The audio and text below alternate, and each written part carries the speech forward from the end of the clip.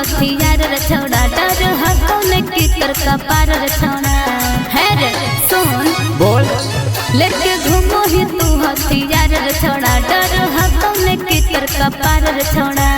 पागल है की रे यहाँ एक से एक रंगदार हकोगे रह बच के ई छौड़ी बिहार हकोगे यहाँ एक से एक रंगदार हकोगे रह बच के ई छौड़ी बिहार हकोगे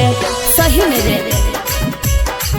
यहाँ एक से एक रंगदार हकोगे रह बच के ई छौड़ी बिहार हकोगे यहाँ एक से एक रंगदार हकोगे रह बच के ई छौड़ी बिहार हकोगे है रे जहिया धरही जइने जेलवे में सड़ रे अभिले हो बहुत टाइम जो ना सुधार रे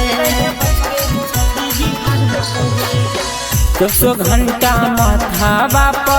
चलियो कफन बांध गे यो हम बिहारी करे हाँ कई गुमान गे अच्छा पर गलती छोड़ा कारोबार हकौरे तोर पीछे लगल सरकार हकौरे सुनही रे पर गलती छोड़ा कारोबार हकौरे तोर पीछे लगल सरकार हकौरे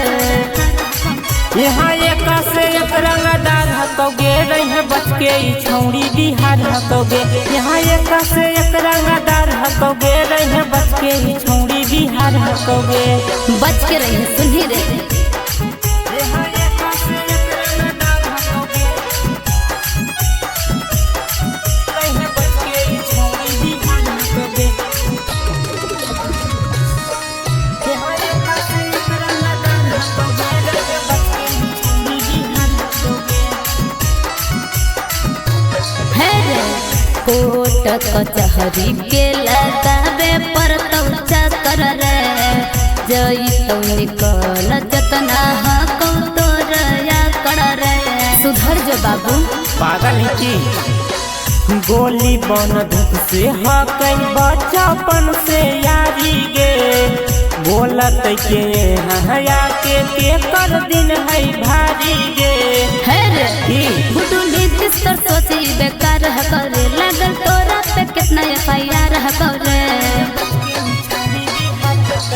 गुडू नीतीश तर सोची बेकार हकरे लगल तोरा पे कितना एफआईआर हकरे यहाँ एक से एक रंगदार हकोगे रह बच के ई छौड़ी बिहार हकोगे यहाँ एक से एक रंगदार हकोगे रह बच के ई छौड़ी बिहार हकोगे